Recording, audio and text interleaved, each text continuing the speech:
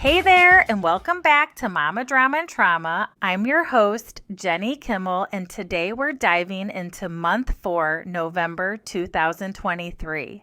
This episode is called Where Do I Fit? Month 4. What a strange month. If I had to give it a theme, it would be this. Where do I fit into his life? It was such a confusing time, full of emotional contradictions. I was trying to move forward, to heal, to make space for myself. But at the same time, I still felt this odd sense of responsibility to him, to help him, to guide him, to be there for him, even as he was walking away from me in our marriage. Why I felt compelled to do that, I'll never fully understand. Maybe it was habit. Maybe it was hope. Maybe it was just 22 years of being us and not knowing how to be me yet. This was the month I blocked him on my phone. It didn't last long, but it was a step, a small one, a messy one, but a step toward protecting myself, toward keeping some kind of distance so I could begin to breathe again. I told myself, I can't heal if I'm still tangled up in his world. The emotions were chaotic: grief, anger, confusion, hope, and clarity. Yes, there was a strange clarity starting to surface. I was beginning to realize I couldn't be a part of his life anymore, not if I wanted a chance at finding mine again. The house falling apart. And then the house started falling apart. It felt like everything around the house was falling apart at once.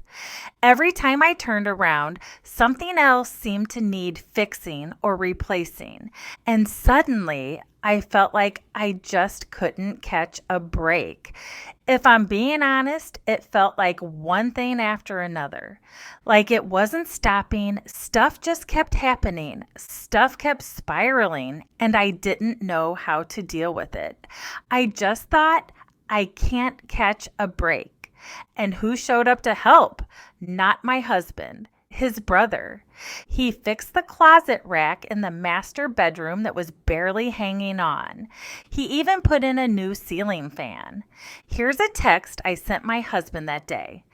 Do you have $100 that I can give Brian? I'm going to give $100, and I figured maybe you can too. He came today and took care of a lot around the house and fixed the rack in the master closet that was barely hanging on. He is coming back tomorrow to put a new ceiling fan in the master bedroom. He said he doesn't want anything, but it's not fair for him to give up 2 days for free. And he replied quickly, yes, no problem. And that was it. He gave money, but he wasn't there. Was I disappointed? Yes. He had told me not even a month earlier that he would always be here for me and the boys.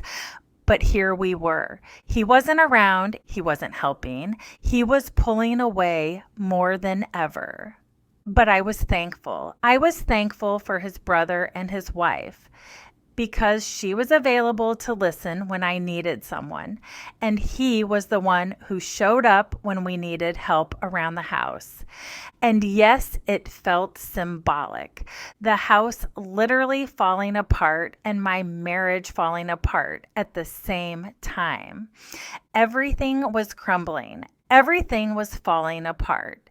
And it was hard to grasp, hard to make it through, but I made it. I'm still standing, and I can honestly say now I'm happier than ever. Parenting and the boys, my boys, they were my reason. They were what kept me going every single day in November. Looking back, I don't think the stress of everything showed outwardly on them this month. If anything, they seemed a little more excited because my husband was finally talking about finding a place to live other than the camper. And that camper, as nice as it might be for trips, let's be honest, for 3 teenage boys being in a camper every other weekend, that's a lot of closeness. They were used to having their own rooms. their own space, their own rhythm, and suddenly they were crammed together in this tiny space.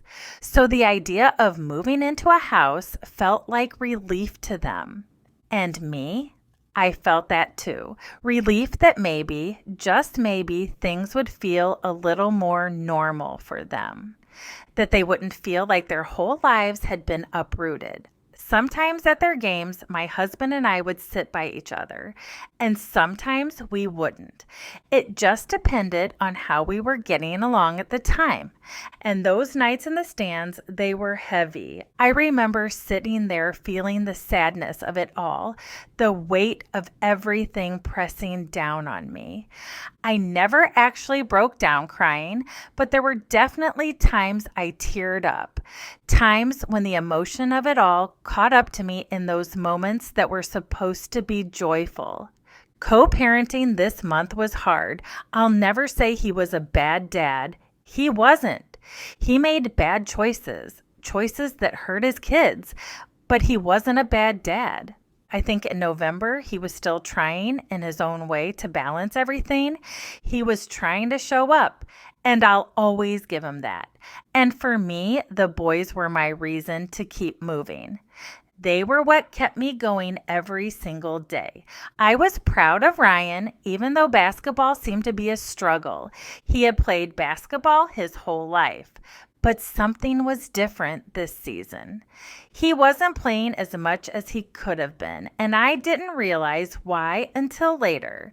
Nobody told me at the time, but he was missing practices. And I think that was tied directly to the struggles of his family life. Everything we were going through was spilling into his world. That season became his last year of basketball before he switched to wrestling. And looking back now, I can see that the weight of our broken family had something to do with it.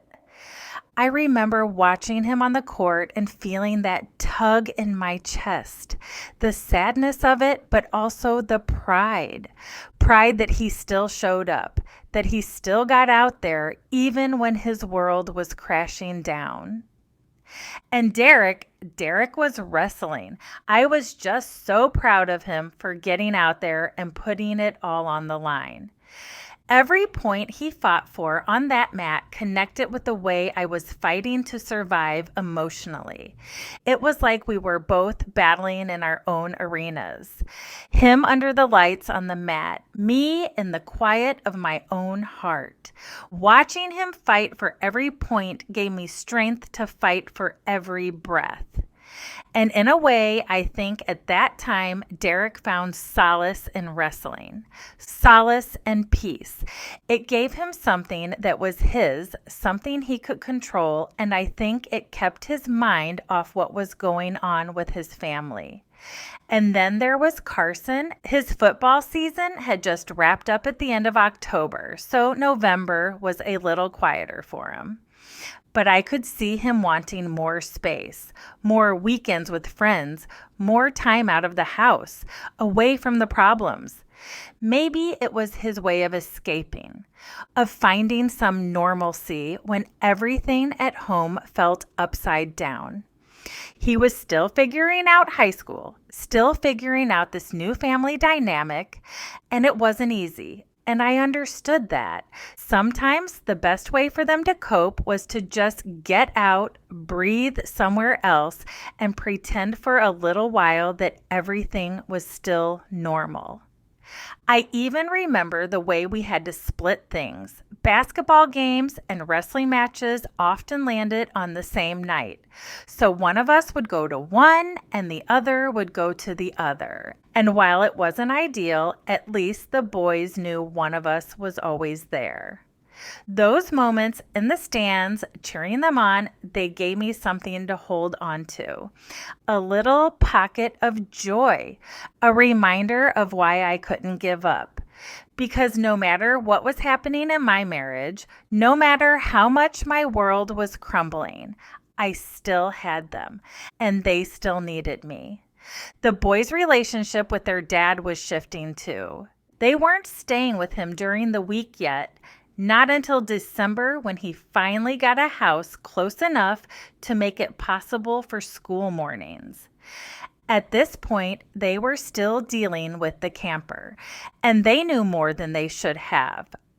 Overhearing conversations, hearing him talk on the phone with her, asking questions they shouldn't have had to ask. They were figuring things out, piecing together the truth in ways that no kids should have to. And their relationship with him was complicated because of it. Did they talk to me about how they were feeling? Not much. At first, they opened up here and there, but by November, they started shutting down. I think they saw me carrying so much already, and they didn't want to add to it. They'd tell me, "Mom, we're okay," but I don't think they really were. I think they were protecting me, just like I was trying to protect them. And that's something I still carry guilt about. I feel guilty that they didn't feel like they could lay their pain at my feet without worrying about me. I tried. I asked them how they felt. I encouraged them to talk, but I think they thought, I can't put any more on her than she's already carrying. I know they had other people they could talk to, but I'm their mom. They should have felt like they could come to me. And the fact that they didn't, that they felt like they had to protect me instead, that's a guilt I still carry today. By February or March, they started opening up more, and I eventually got them in to talk with Dr. Denise because I felt like they needed that space to process, even if they didn't think they did. But in November, they stayed mostly quiet. Looking back, though, I do think I was starting to show up for them more emotionally than I had in the months before.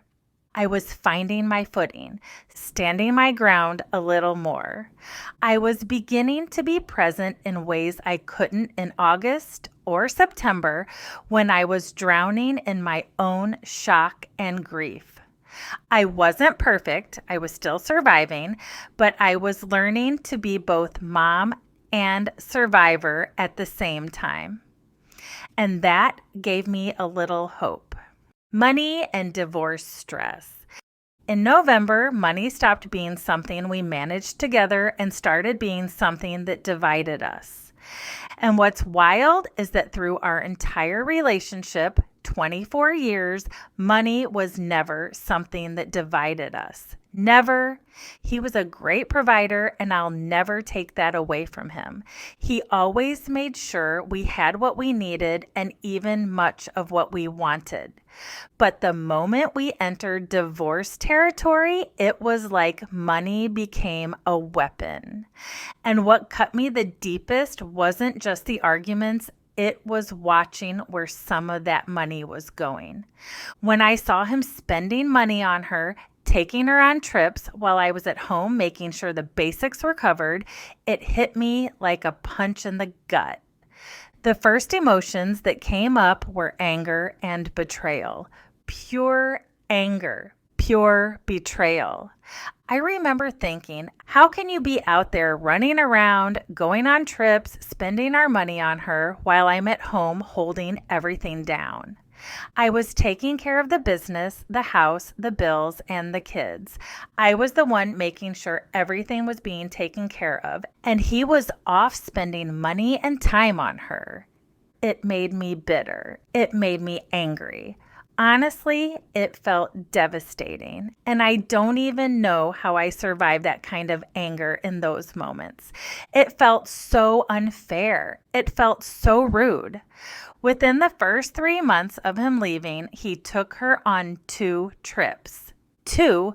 Meanwhile, I was at home making sure everything that really mattered was still standing. I can't point to one specific charge in November that broke me, but I do remember a fear I carried. Once he found a house to rent, I was afraid he would still be spending money for a campsite so she could live in the camper. And that thought terrified me. The idea that he was already building this whole separate life and still using our money to make it work. I made it very clear to him I didn't want that happening. I wouldn't pay her rent too. And then there was the divorce paperwork. Gosh, that weighed so heavy on me. I just wanted it done. I remember saying it out loud to him, I just want this part to be over with. I didn't want it dragged out. I didn't want it stretched into months or years. If we were really ending, then I wanted the chapter closed. And to be fair, he wasn't dragging his feet. He was moving it forward, but I wasn't exactly making it easy either. I had all of the documents, the legal files, the bank records, everything at the house. And I was so bitter, so angry that I told him, don't ask me for it. Call the bank, get it yourself. I'm not helping you anymore. That was where I stood in November. I was done helping him, done making his life easier, done feeling like I was somehow assisting him in stabbing me in the heart. I was still anxious for it to be over, but I couldn't bring myself to hand him the tools to finish it. I wanted it finalized, but I also wanted him to finally carry some weight on his own. 24 years of us undone. And honestly, even that doesn't fully capture it because it wasn't just years gone. It was a betrayal of everything we had built. We sacrificed so much for our marriage, for our family. Him, me, the kids, all of us sacrificed. And it felt like all of it had been betrayed. We built a home. We built a family, we built a business, we built a life, and then I watched him walk away from it all. The best way I can describe it is with that song by Miley Cyrus, Flowers. At the very beginning, she sings, "We were good, we were gold, kind of dream that can't be sold. We were right till we weren't, built a house and watched it burn." That lyric, built a house and watched it burn, that's exactly what it felt like. We built this life together, and then suddenly I was left standing there, watching it burn to the ground. I remember listening to that part of the song over and over because it resonated so deeply. It was like she had written the words for me. And I never in a million years thought it would end this way. Did I think he might leave someday if he wasn't happy? Sure, people change. People want different things in life, but never did I think he would cheat. I never thought that's how our story would end. That was the shock that cut the deepest. When I say I carry both the emotional and financial weight, November was another month that proved it. Yes, he was still physically working and providing income. I'll never deny that, but I was the one making sure it all got managed. I paid the bills. I kept track of everything. I made sure the kids had what they needed for school and sports. I went to the meetings. I was the one who had to show up for everything. Even when he rented the house, I was the one writing the checks to make sure the rent got paid on time. And then there was the emotional weight. That fell entirely on me. He would say things like, "The kids are resilient, they'll be fine." But no, they weren't fine. They had feelings. They had emotions. They were hurting. But I don't think he wanted to face that. I think his guilt made it too hard for him to deal with their emotions, so he just avoided it. And that left me carrying it. Their pain, my pain, all of it. The saddest part of all was realizing that by November, he was already living as if he were free. He was already gone, already moved on, and I was still trapped in the middle of it all, blindsided, drowning, and trying to figure out what had even happened. When I say I was blindsided, I mean it. He was living like we'd been divorced for years, while I was still trying to process that my marriage had even ended. And I couldn't wrap my head around it. How could he just move on like that after 24 years together? How long had he been checked out? How did I not see it? That's what haunts me even now. How was I so blind? How could I not have known he was so unhappy? Because yes, we had rough patches. Every marriage does. But unhappy? Miserable? I never saw that. He never said those words. He never gave me signs. So it wasn't just the betrayal of the affair that crushed me. It was the realization that while I was still in the storm, he was already standing in the sunshine, living as if our life together was a distant memory. And I was left behind trying to make sense of the pieces, trying to carry it all, and trying to keep moving forward for my boys. My emotional world.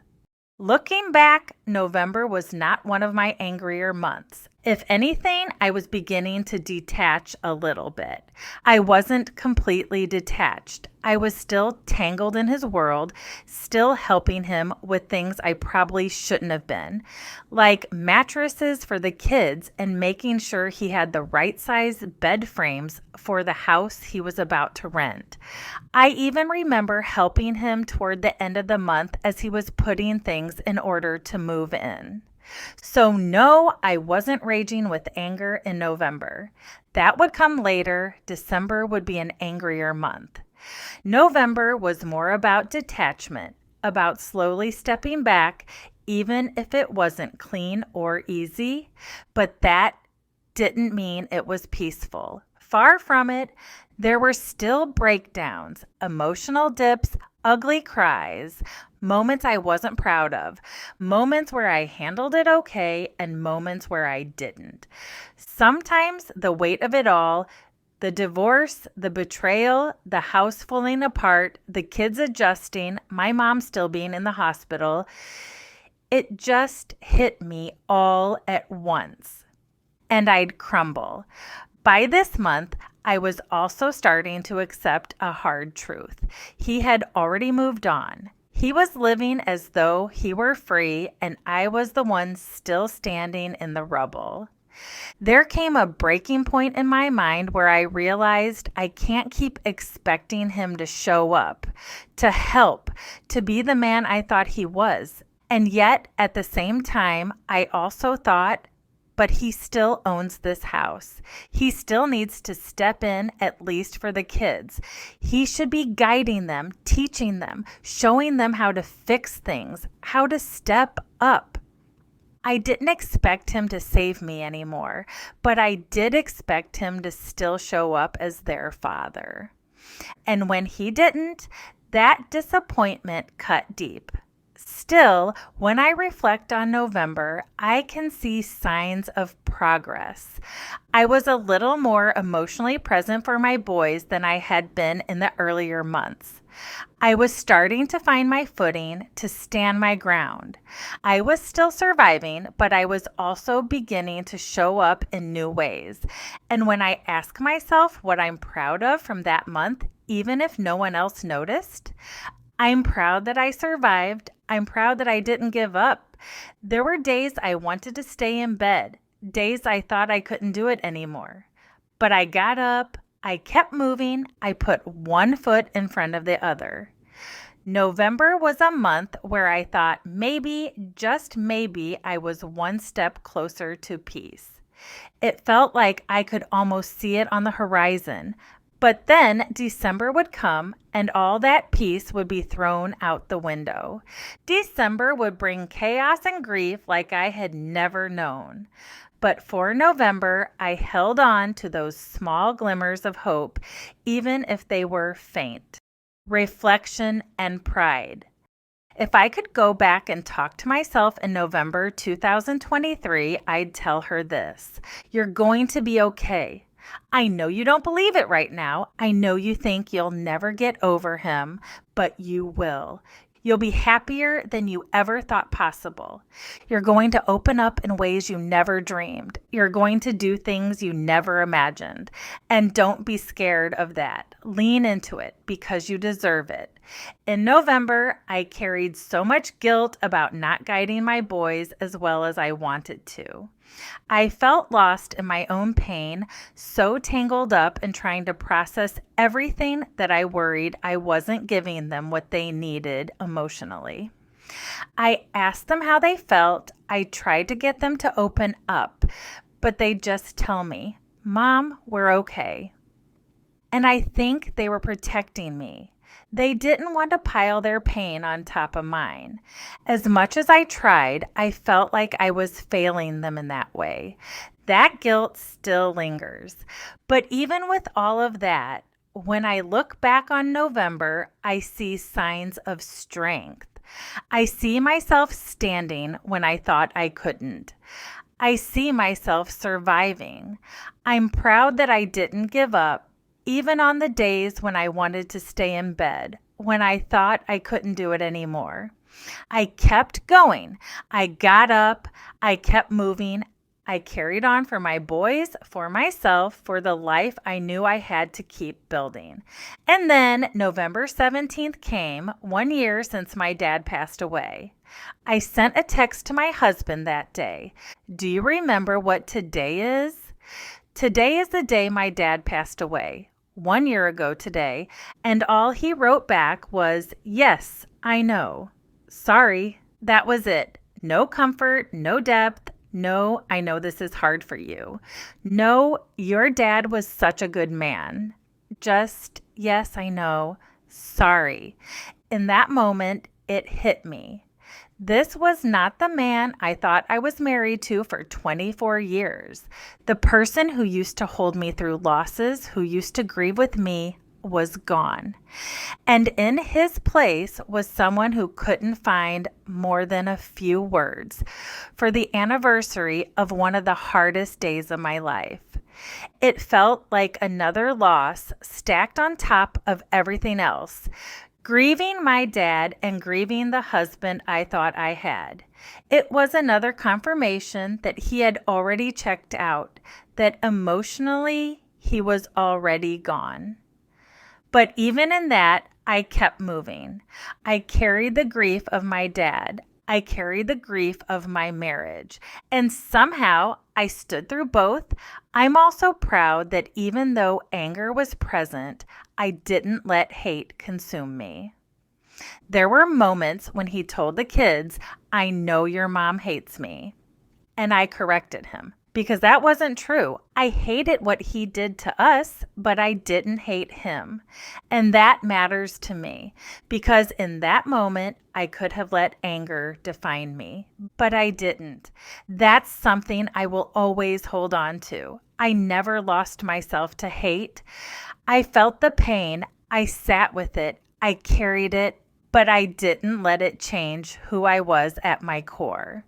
When I think about November, I also think about how much was on my shoulders at once. My marriage crumbling, my mom still in the hospital fighting infections, the anniversary of my dad's passing. I was trying to juggle grief from every direction, and yet I still showed up for my boys, for my life, for myself. So if I had to name what I'm proud of most in November, it's survival. It's endurance. It's refusing to quit, even when every part of me wanted to collapse. And in those small ways, November moved me one step closer to peace. It wasn't complete. It wasn't solid. But there were glimmers, faint lights in the middle of the darkness. I thought I was moving closer to acceptance. I thought I was moving closer to peace. And even though December would come and prove me wrong, piling on chaos and grief like I'd never known before, November was still proof that I could stand, that I could move forward, that I could survive. And sometimes survival is enough. So if you're in your own month 4 right now, I want you to know you're going to be okay too. It still hurts. It still consumes you, but you're starting to see just a little bit of light through the darkness. And that light, it's only going to grow brighter. Keep pushing for your kids, for your peace, for yourself. As always, you are strong, you are worthy, and your story matters. Until next time, take care of you.